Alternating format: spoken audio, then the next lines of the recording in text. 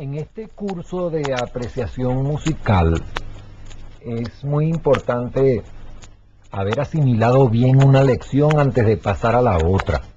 Tal vez, me imagino yo que si alguien oye seguidos, bueno, seguidos duran mucho, pero si alguien oyera seguido todas estas lecciones, tal vez no captaría todo lo que ellas contienen. En estas lecciones hay muchísimos conocimientos, todos muy condensados, y es bueno oír quizás varias veces una lección antes de pasar a la otra. Para apreciar bien la música, para entenderla bien, nosotros necesitamos saber bien qué cosa es la música, no esas definiciones más o menos tontas que la música es el arte de los sonidos y tal, sino más bien qué dice una pieza de música, qué propósito tuvo el compositor. Si nosotros, prescindiendo un poco de la parte técnica que vamos a estudiar bastante más adelante, y nos consideramos únicamente la parte expresiva, es decir, lo que dice cada pieza, nosotros encontraremos que la música puede dividirse en general en tres tipos. Hay tres clases de música.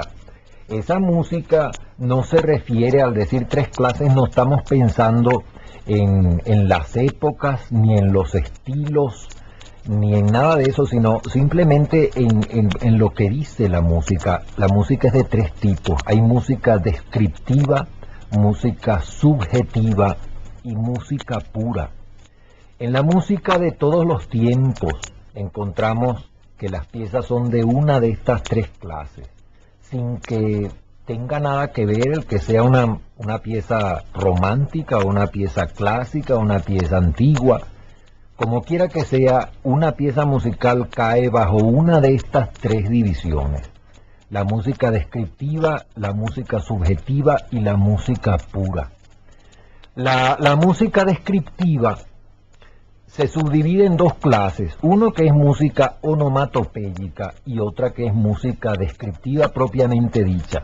La música onomatopéyica es la música que trata de reproducir los sonidos o los ruidos, digamos, de la naturaleza, pues exteriores al compositor, como lo es, por ejemplo, que si en la pieza ha de figurar la idea de que hay un disparo, por ejemplo, se puede hasta disparar un tiro con un revólver.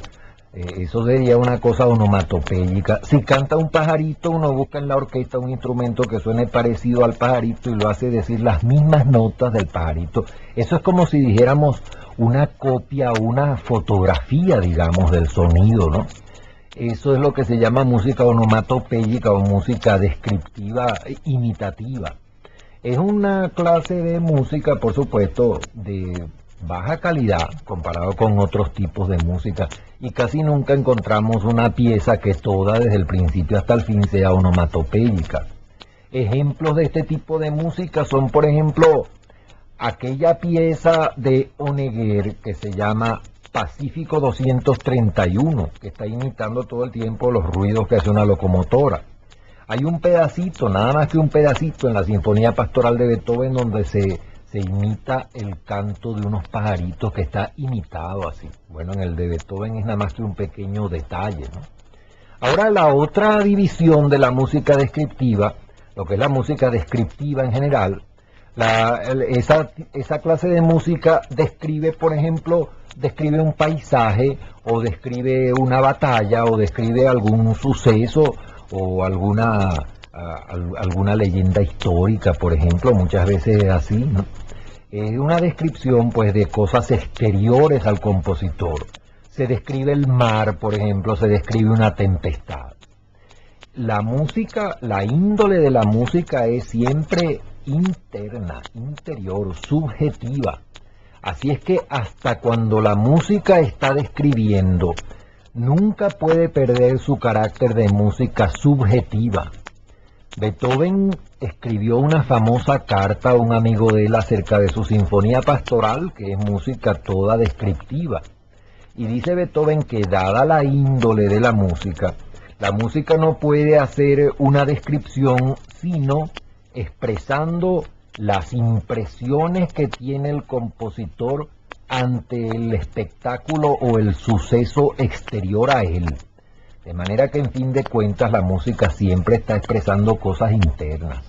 Si nosotros contemplamos el mar y tenemos una impresión viendo el mar, al expresar nosotros esa impresión nuestra, debe reproducir en quien lo oye la idea del mar.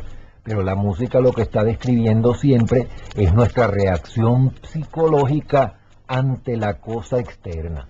Esa es la música descriptiva. Música descriptiva ha habido en todos los tiempos. Desde la antigüedad, por allí nos han conservado las crónicas antiguas y las historias antiguas, que ya en el siglo VII antes de Jesucristo, en Grecia había un músico que se llamaba Sacadas. Sacadas, que tocaba un tipo de flauta griega. Él hizo una pieza que describía el combate de Apolo con la serpiente Pitón, una pieza larga que tenía 5 partes. Música, por supuesto, muy primitiva. Más adelante veremos algunas características de cómo era esa música de la antigüedad. Pero esto nos deja ver que ya desde aquellos remotos tiempos había música descriptiva, ¿no? No es un invento reciente como han pensado algunos, ¿no? Ha existido en todos los tiempos. Otro tipo de música es la música subjetiva.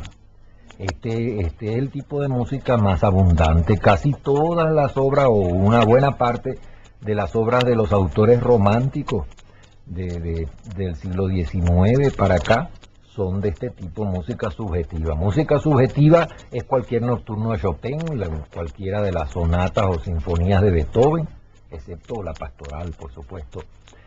Son música subjetiva. La música subjetiva lo que está expresando son los procesos emocionales internos del compositor. Eso es lo que describe la música subjetiva. Y al describir eso, la música tiene un elemento muy importante que es el tiempo, que no lo tiene, por ejemplo, la pintura. Como la música tiene en su mano pues, el elemento del tiempo, nos puede expresar el curso de las emociones en el alma del compositor.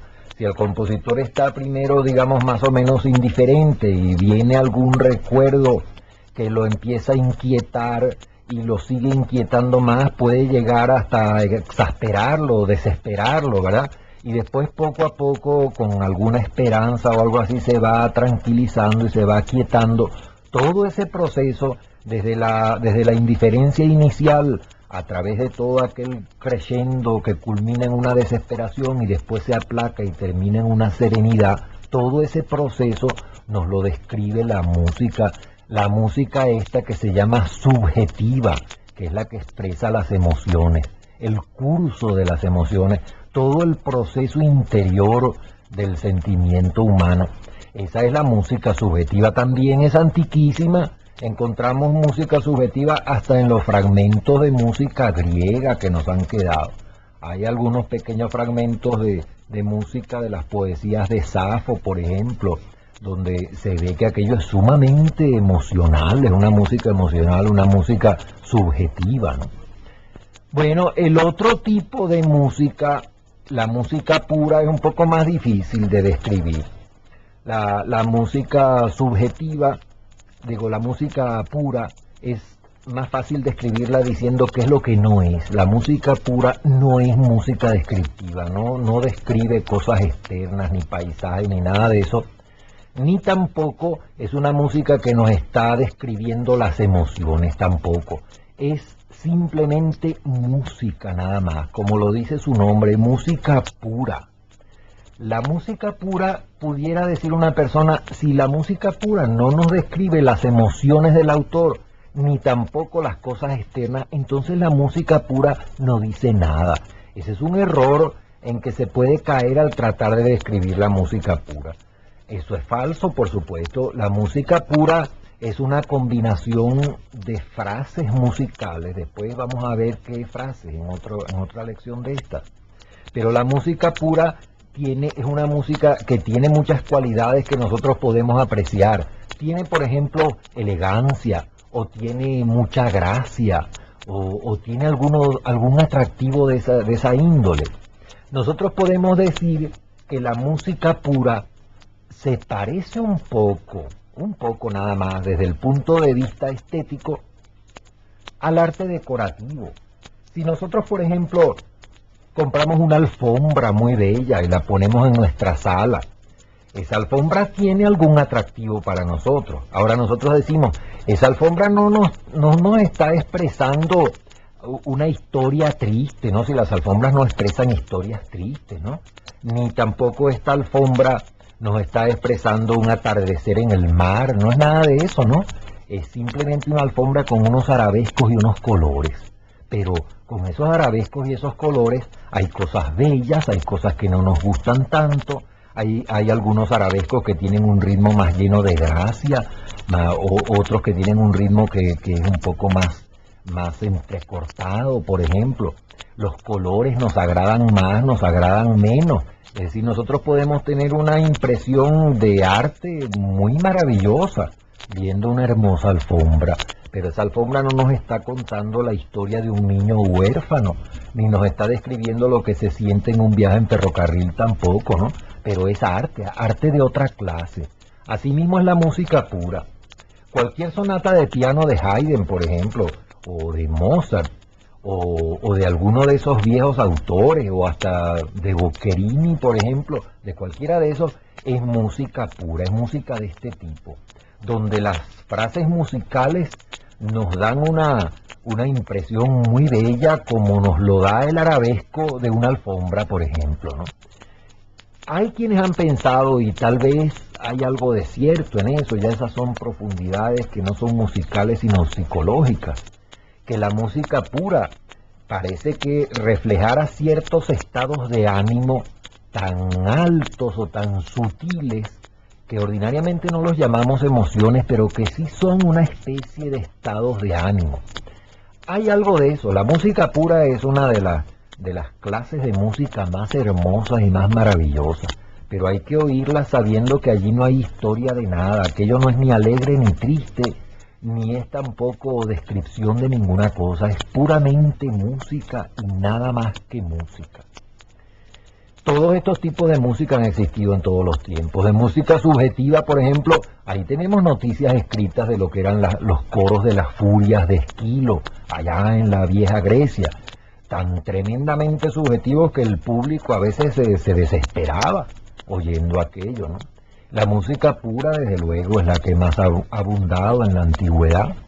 Así es que esas tres clases de música no tienen nada que ver ni con el estilo de la época, ni con las escuelas de arte, sino en general toda música es de uno de esos tres tipos, por lo que se refiere a su contenido, a su significado. Nosotros poco a poco vamos a ir precisando cómo debemos oír cada uno de estos tipos de música para entender mejor la pieza. Para estas expresiones de estos tres tipos de música, se vale el compositor de una serie de elementos muy importantes. Son 6, principalmente los elementos de la música.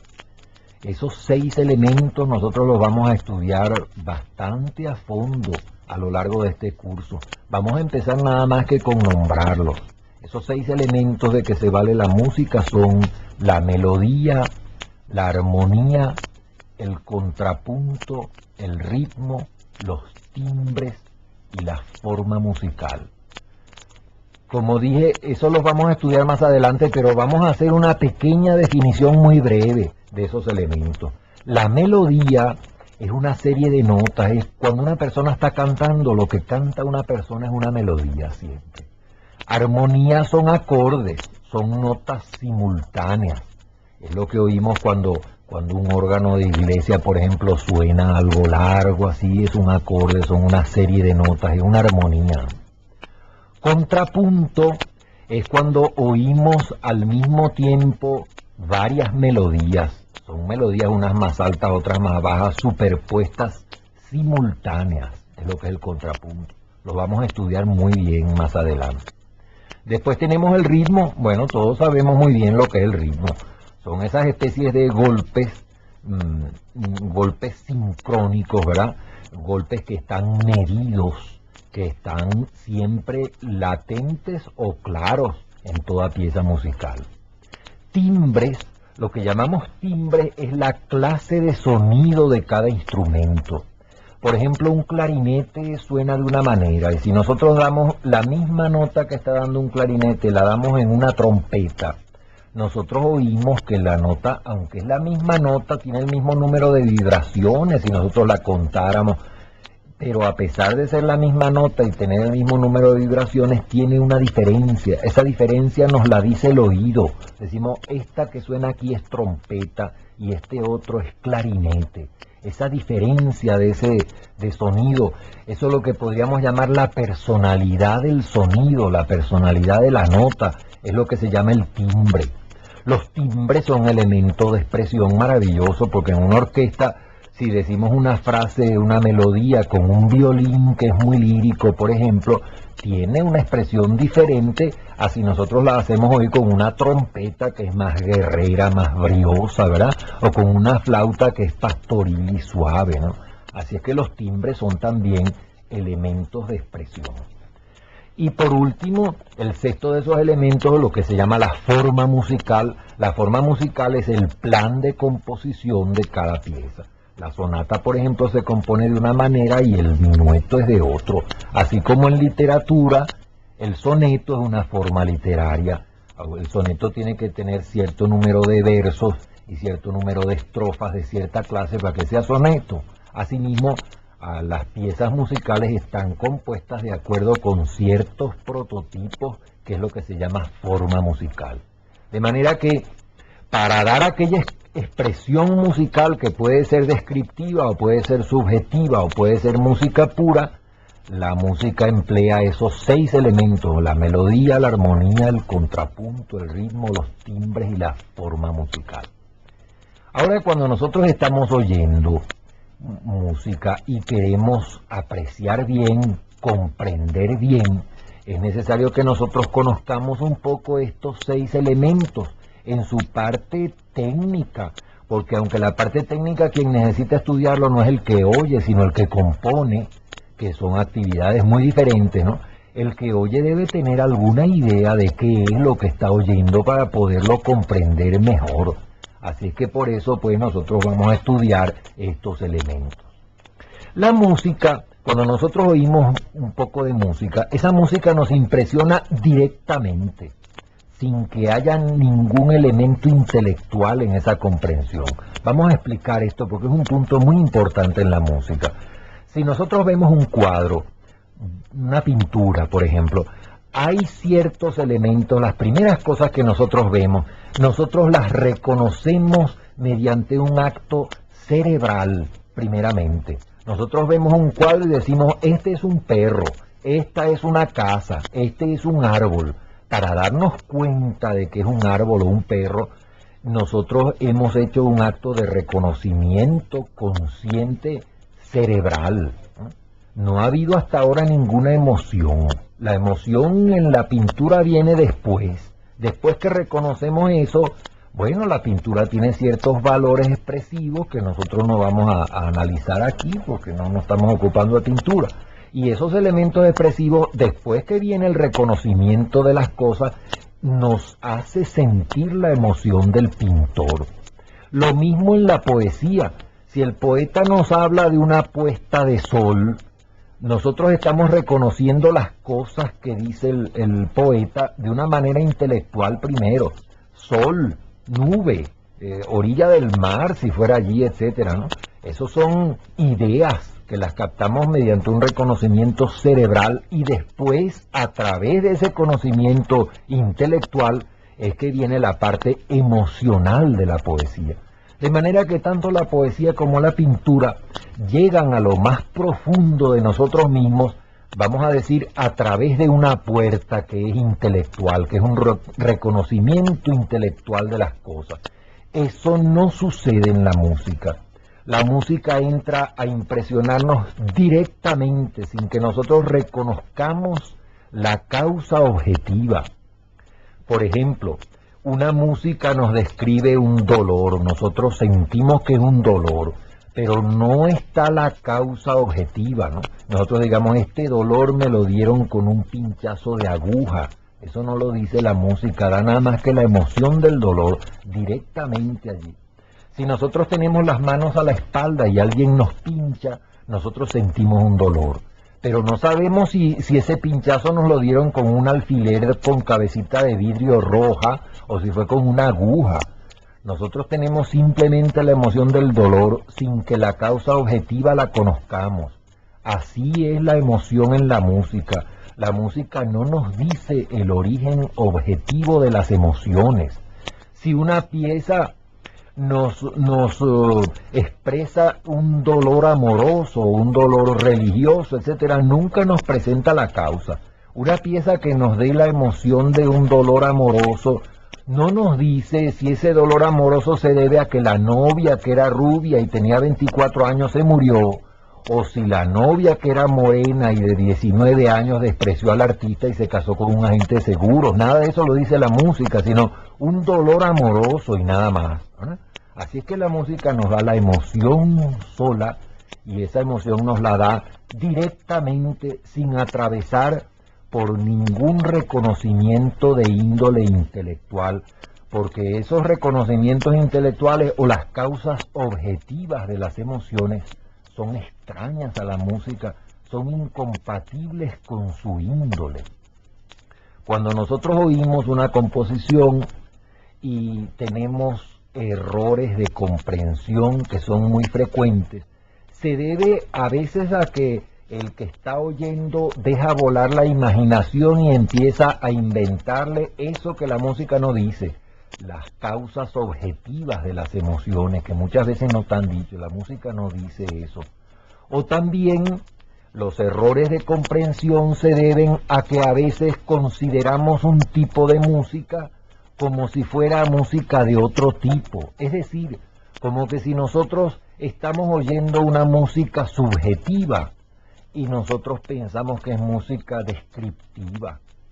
Ahí hay muchos errores, son errores muy frecuentes. A nosotros nos dicen que el nocturno número tal de Chopin, el nocturno número 4, el nocturno número 7, está describiendo, yo he oído historias de esas, está describiendo un viaje en Venecia en góndola donde están unos enamorados y la novia se asoma por la borda y se cae al canal y se ahoga. Chopin nunca ha dicho nada de eso en ningún nocturno de Chopin, porque los nocturnos de Chopin son puramente subjetivos, no son música descriptiva. Chopin era un músico sumamente introspectivo, interior. Él no está describiendo nada de eso, ¿no?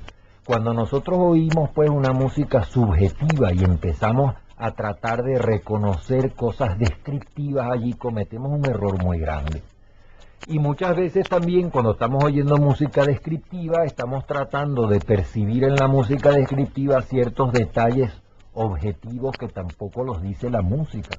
Cuando la música da una impresión de lluvia, por ejemplo, ahí están los jardines bajo la lluvia de Debussy, nosotros sentimos esa impresión de frescura y de fragancia de las flores y sentimos lluvia que cae. Pero aquello no nos dice si entre las flores hay un girasol, y si al lado hay una dalia blanca y una dalia rosada, y si al jardinero se le quedó olvidado su herramienta allí, no dice nada de eso, da los ambientes generales de las cosas. Así es pues que nuestra primera lección, además de ver todas esas divisiones que tiene la música, se encamina muy especialmente a alertarnos a que como oyentes debemos tratar de oír cada música de acuerdo con lo que cada música es. Si la música es subjetiva, no vamos a buscar en la música lo que no existe y lo que el compositor no puso allí. Si la música es música pura, tampoco vamos a inventar que allí se está describiendo una carrera de caballos, porque música pura no describe nada. Y si la música es descriptiva, vamos simplemente a oír lo que la música nos dice y no lo que nosotros vamos a imaginarnos. Una imaginación muy suelta en un oyente es muy malo, porque casi siempre llena en su comprensión a la música con elementos totalmente extraños. Bueno, esta es nuestra primera lección.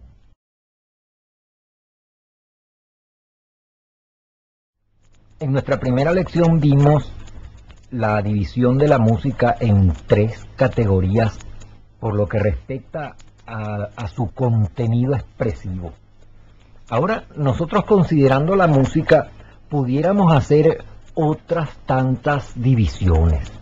Pero para eso, para todas estas consideraciones, nosotros debíamos estar bien enterados de qué cosa es la música.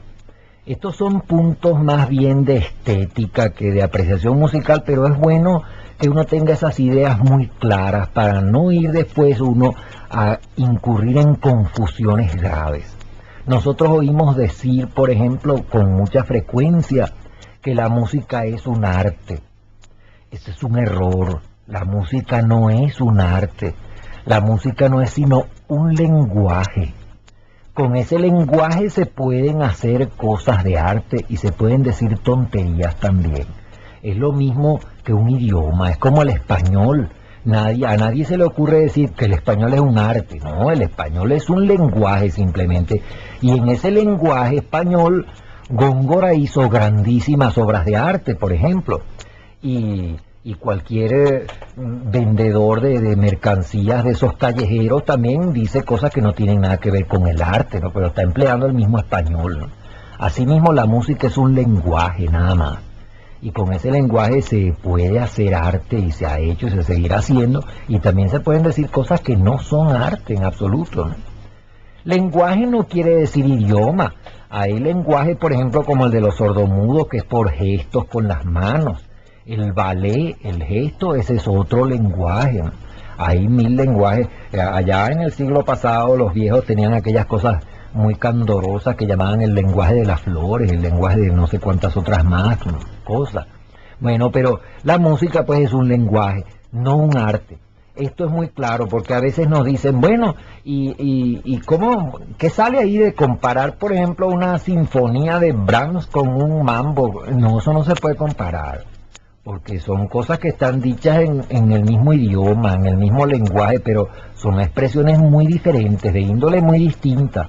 Lo mismo que si en español nosotros comparamos, por ejemplo, un texto de filosofía en español con un aviso que sale en el periódico que están vendiendo una casa. No porque esté en español ambas cosas se pueden comparar, son distintísimos, ¿no?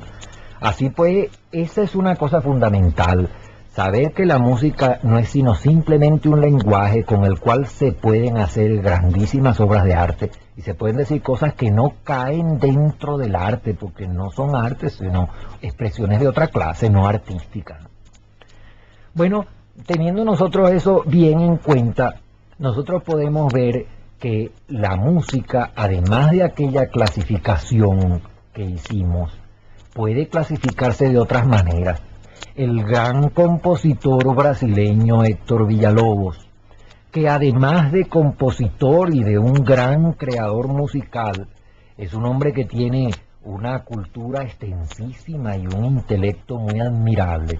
Villa-Lobos ha hecho una clasificación de la música que es muy interesante y que yo creo que vale la pena exponerla aquí. Él dice que toda la música se puede clasificar, se puede dividir en 7 categorías diferentes. Y él, partiendo de la música de menos calidad hacia la música de más alta calidad, las divide de esta manera. La primera división es lo que él llama la música popular. La segunda es la música folclórica, el folclore. La tercera es la música ligera. La cuarta, la ópera. La quinta, música sinfónica. La sexta, música de cámara. Y la séptima y más alta de todas, la música religiosa. Esa es la clasificación que hace Villa-Lobos, que es una clasificación muy atinada y muy juiciosa. Vamos a ver un poco esas categorías, a qué se refieren. Primero, la música popular. Él considera la música popular como la música pues que tiene un valor más bajo entre todos. ¿Qué llama él y qué es la música popular? La música popular son todas aquellas piezas de índole popular compuestas por algún músico que ha estudiado un poco o mucho o nada. Por ejemplo, todos esos boleros, por ejemplo, todas esas guarachas, todas esas cosas que oímos por allí, compuesta por fulano de tal, por sutano, una canción de esas canciones antiguas que se canta con una guitarra, compuesta por el señor fulano, todo eso es música popular. Y la considera Villalobos como la música menos interesante, es decir, la música de menos valor. Él considera un poco más alta la segunda división, que es la música folclórica, el folclore. El folclore es muy distinto a la música popular.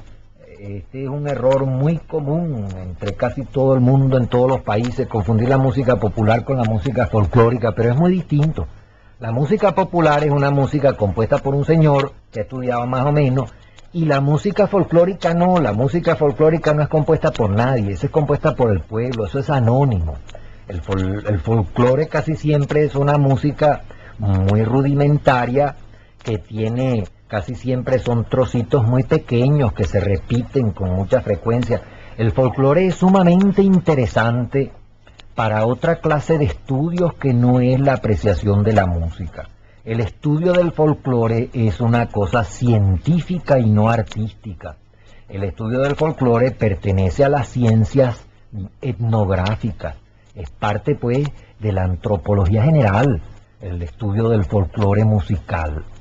Eso es muy interesante para el estudio, digamos, de la prehistoria de los pueblos, de los contactos antiguos de un pueblo con otro, porque se pueden averiguar muchísimos datos de índole histórica estudiando el folclore de los pueblos.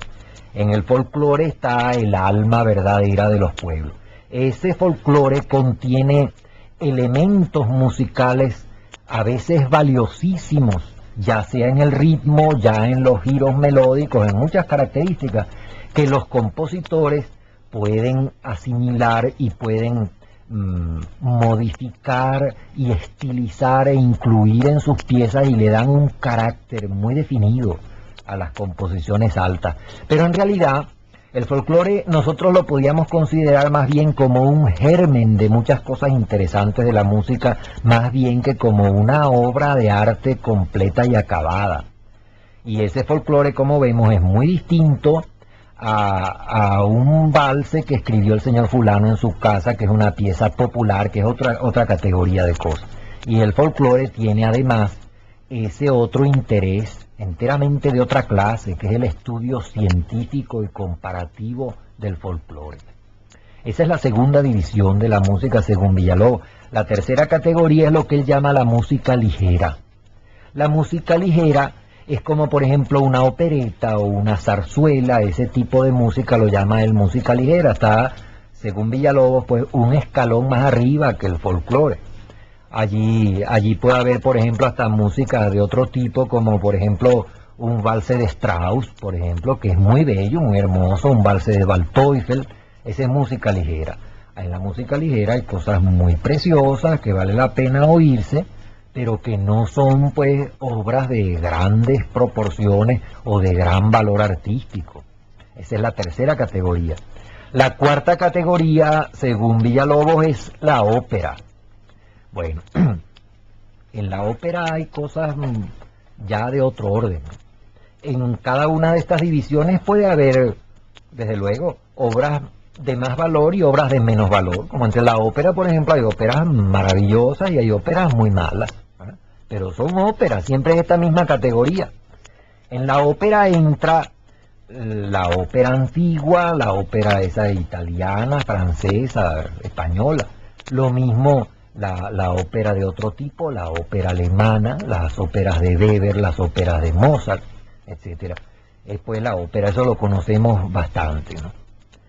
Después viene la música sinfónica como una quinta categoría. Nosotros siempre hemos pensado que la música sinfónica, la sinfonía, son tal vez los más altos valores de la música. Esa impresión la tenemos casi siempre, y cuando uno oye esta clasificación de Villalobos y ve que por encima de la música sinfónica, Villalobos coloca dos categorías de música más altos que la música sinfónica, que son la música de cámara y la música religiosa. En el primer momento uno tiende a rechazar esta clasificación, porque uno dice que la música sinfónica es lo más alto de la música. Sin embargo, visto bien a fondo y con detenimiento y pensando bien, uno llega a estar de acuerdo con Villalobos. La música sinfónica desde luego ocupa una categoría más alta que la ópera. Aquí estamos ya en el campo de las producciones más altas del arte musical, la música sinfónica. Ahora, la categoría que sigue, la música de cámara, uno al principio dice, ¿por qué la música de cámara es una categoría más alta que la música sinfónica? Y tiene su explicación. La música de cámara llamamos nosotros, por ejemplo, un cuarteto de cuerdas, una sonata de violín y piano, esa es música de cámara. Pues bueno, la música sinfónica, es decir, la orquesta sinfónica nuestra, tiene algo, la respetamos mucho, ¿no? Pero hay que reconocer que la música sinfónica tiene algo de teatral, si uno la compara con la simpleza, casi podemos decir, y la intimidad de la música de cámara. Parece que la música de cámara fuera algo un poco más íntimo, un poco más confidencial, un poco más sincero, pudiera uno decir, que la música sinfónica. Estas apreciaciones no hay que tomarlas demasiado al pie de la letra, ¿no? Pero la música sinfónica tiene elementos de gran escala, es una música un poco más espectacular, como tiene, por ejemplo, sus golpes de platillo y sus golpes de bombo y sus trompetas y tal, mientras que la música de cámara es una cosa mucho más íntima, es casi una confidencia de alma a alma, por decirlo así, una sonata de violín y piano, un cuarteto de cuerdas, que lo tocan 4 amigos en su casa, ¿verdad? Es una música más íntima y que permite tal vez la expresión o tiene el carácter de algo mucho más íntimo y de un valor humano un poquito más alto tal vez que todo ese espectáculo de la orquesta sinfónica. Así que él coloca pues la música de cámara como una sexta categoría y por encima de eso la más alta, la música religiosa. En eso de la música religiosa como la categoría más alta, por supuesto, ahí entra mucho la cuestión de opinión. En general, está muy bien esa clasificación así con la música religiosa como la más alta de todas. Pero muchas veces se llama música religiosa a ciertas músicas que no son religiosas. Por ahí hay muchas misas baratas de compositorcillos por allí, poco importantes, ¿no? Que son música muy tonta, no se refiere a eso, se refiere a las grandes obras religiosas. A la misa de Juan Sebastián Bach, por ejemplo, a cualquier motete de Victoria, a uno de los salmos penitenciales de Orlando de Lazo, esa clase de música religiosa sí es verdaderamente grandísima. Ahora esa es toda la división de Villalobos, pero hay ciertas músicas, como por ejemplo un oratorio, ¿no? Hay oratorios que nosotros no sabemos bien dónde colocarlos, si en la categoría de música religiosa o si en la categoría de la ópera, porque hay oratorios que casi son una ópera. Así que hay músicas pues que es difícil precisar en cuál de estas divisiones puede colocarse. Hay muchas cantatas hasta profanas, ¿no? Que son quizá un poco de índole religiosa y viceversa, algunas cantatas con letra religiosa que son más bien pertenecientes a la categoría de la ópera, ¿no? Bueno, esa división de Villalobos es también una división de la música un poco mixta, porque es una división basada en parte en lo que expresa la música y basada en parte en el medio expresivo, es decir, que sea una orquesta o que sean instrumentos de cámara. Pero de todas maneras, esta división es muy útil porque contribuye mucho a orientarnos acerca de qué es la música en un campo general. Todas esas divisiones con las que nos podemos encontrar en nuestra peregrinación, pues a través de todo ese mundo de la música. Cosa muy importante y que la queremos tratar aquí en estas primeras lecciones que son más o menos preliminares, es la actitud que debe tener el oyente de una pieza. Nosotros debemos oír una pieza estando con la imaginación muy tranquila. Nuestra imaginación no debe estar jugando ningún papel. Nosotros debemos dejar que el autor nos tome de la mano y nos introduzca en ese mundo misterioso de sus notas, por donde Él quiera llevarnos. No es posible que nosotros tengamos ninguna originalidad mientras somos oyentes. Nosotros, la gran cualidad del oyente consiste en adaptarse a ese itinerario que tiene el compositor a través de su mundo de él. Él es el que marca la ruta y nosotros debemos dejarnos llevar por donde el compositor dice. Es muy importante que nosotros, para poder seguir el hilo de lo que está diciendo la música, no tratemos de adivinar nunca qué es lo que viene. Porque si nosotros suponemos que la música va a seguir de tal o cual manera, como uno se le ha ocurrido, y resulta que la música no siguió por ese camino que nosotros pensamos, sino de otra manera, eso nos desconcierta y ya entonces perdemos el hilo de lo que se viene diciendo. Vamos a oír un claro ejemplo de eso. Si nosotros oímos una pieza en que suenen, por ejemplo, estas notas que yo voy a tocar aquí.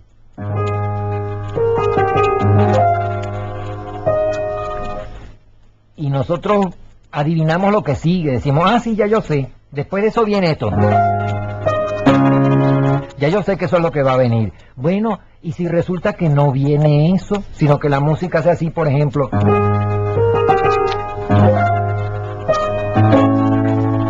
Entonces ese acorde nos desconcierta, decimos que la música es rara, o puede coger otro camino muy distinto y hacer así.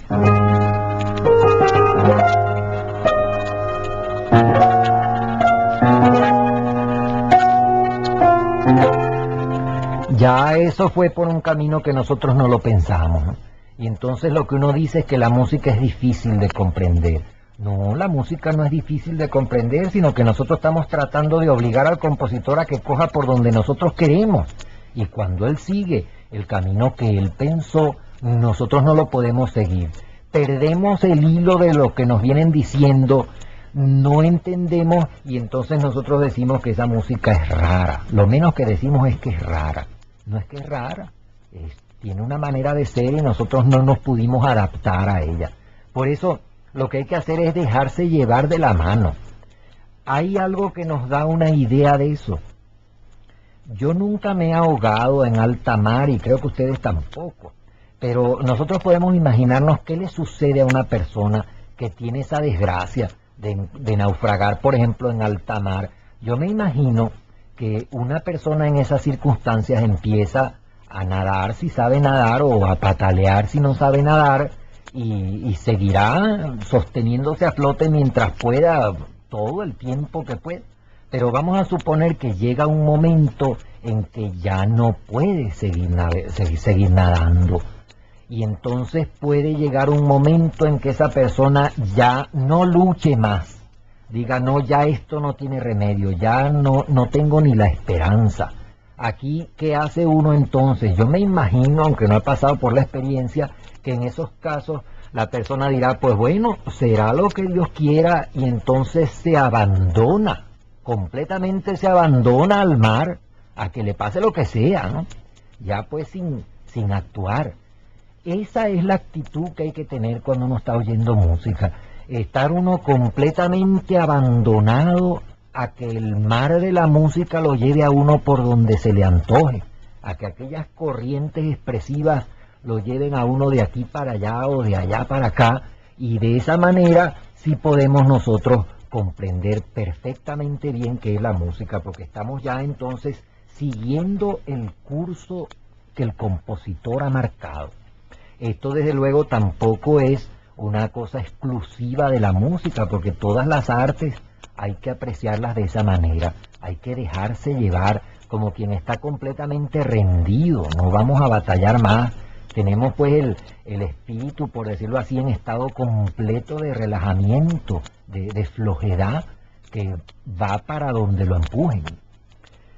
Las principales incomprensiones en el oyente de música se deben casi siempre a eso, a estar tratando de adivinar lo que viene, a equivocar un tipo de música por otro. Eso no lo debemos tener nunca, porque así no es posible penetrar en la comprensión de la música. Estas dos primeras lecciones son más o menos introductorias porque abarcan algunas cosas generales de toda la música. A partir de nuestra próxima lección, ya nosotros vamos a empezar a estudiar un poco más directamente un poquito de la técnica de la música. El conocimiento de la técnica es necesario para poder apreciar mejor la expresión. Si uno no conoce algo de la técnica, nunca conoce la expresión. No vamos a aprender la técnica de la música como la estudia un compositor. Eso es un estudio que lleva muchos años. Pero sí vamos a comprender un poco de todos los elementos técnicos que afectan al que oye. Esos son unos tantos y esos los vamos a estudiar. Esos estudios de ciertos elementos de la técnica musical son fundamentales, porque ellos nos van a ir acostumbrando el oído a qué es lo que oímos cuando tenemos sonando un disco, por ejemplo, cuando estamos en un concierto. Si nosotros vemos, por ejemplo, como le sucede a muchos campesinos, ¿no? Los campesinos a veces, o esa gente, a veces gente muy ignorante que no son campesinos, la ignorancia no es cosa exclusiva del campesino. Hay gente que no sabe ver, por ejemplo, una fotografía, y uno le enseña una fotografía a una persona de esas que no discierne qué es lo que están viendo con los ojos, ¿no? Y a veces la ponen al revés, patas arriba o como sea, y no la entienden, y a uno le dice, pero bueno, esa es la casa aquella donde vive fulano. Ah, pues yo no la veo, no distingo. Entonces uno tiene que ayudar un poco y decirle, mira, aquí esto que está aquí es la casa, y esto que está aquí de lado es el camino ese que lleva al estanque, y esto que está aquí es el arbolito, y esto que está aquí es la otra casa que está más atrás. Y ya con esa ayuda, entonces el ojo empieza a discernir más, y el individuo puede llegar a reconocer aquello, ¿no? Eso mismo pasa con el oído y la música si nosotros vemos un poquito de técnica. Si a nosotros nos dicen, mientras está sonando la melodía principal aquí, hay una melodía secundaria al mismo tiempo aquí que está diciendo esta otra cosa. Y ya cuando nosotros vamos a oírlo, entonces ya el oído empieza a fijarse que son dos cosas las que hay que comprender al mismo tiempo y no una como se había pensado al principio. Y así el oído va orientándose a través de toda esa masa de sonido que es una pieza de orquesta, por ejemplo. El oído empieza, si ya sabe que hay contrapuntos aquí o que hay imitaciones más allá en este trozo de música, y después veremos qué es contrapunto y qué son imitaciones. Ya entonces el oído sabe qué es lo que va a oír y entonces llega a distinguir con más claridad. Por eso vamos nosotros a dedicar algunas tantas de las lecciones que vienen a precisar esos conocimientos de índole técnica, no porque nos interese la técnica por encima de todo, al contrario, la técnica no es más que una sirviente de la expresión musical, pero sí tenemos que conocer algo de esa técnica para poder comprender mejor la expresión.